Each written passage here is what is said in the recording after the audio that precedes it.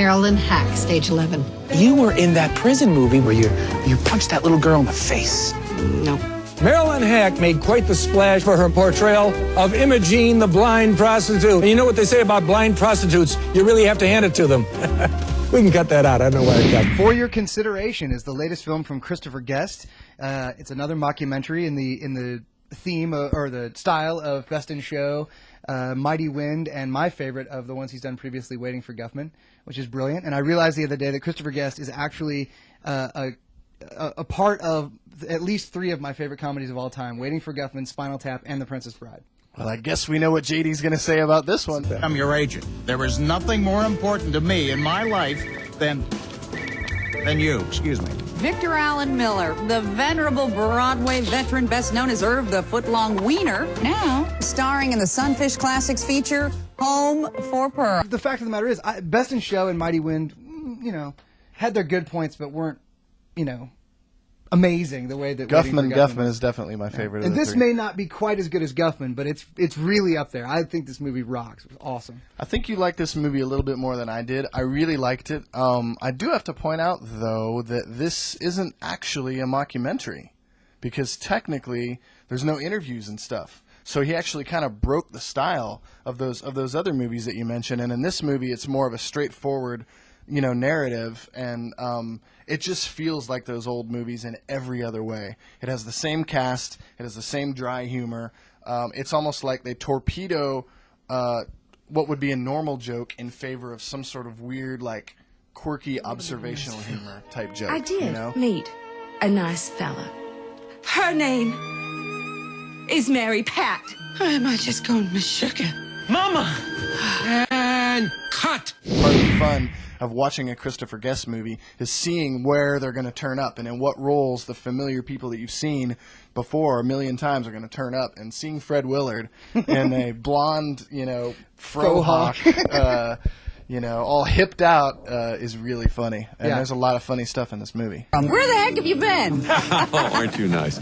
Well, actually, I've been teaching in... Well, that's a rhetorical question. Yeah, now that you pointed out, it's not a mockumentary. No, not really. But that just mostly serves to make me look stupid. Well, what are you going to do?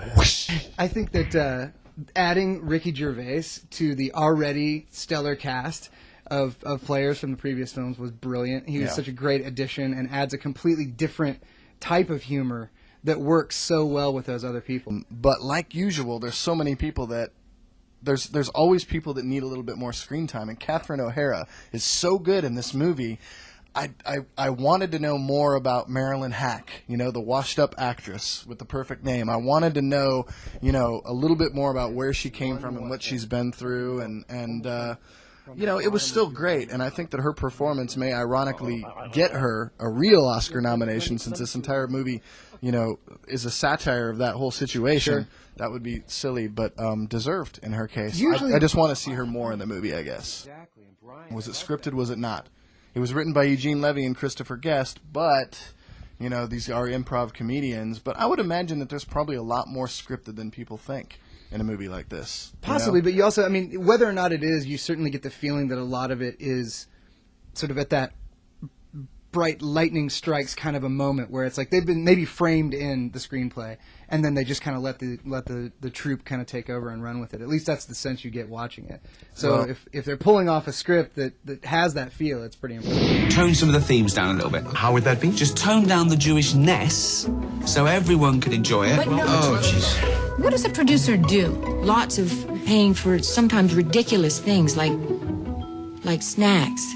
It's even more ironic that Christopher Guest himself plays the director, who is like barely even there. So he's hardly even in the movie. But if that's the case, then maybe he was, he really does just let his actors go and make the movie for him. But I doubt it. I'm just making a comment. Yeah. So anyway, for your consideration for me, it's getting a solid rock fist up. Not a crazy solid one, but I did like the movie, and I do want to see it again. I think his movies get funnier the more you see them.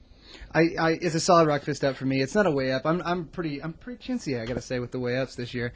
But I loved it. It's almost as good as Guffman, but not quite. But it definitely is the return to the brilliance of the earlier Christopher Guest work, and so I'm excited to see the next round of things he does. But this was great. Halt.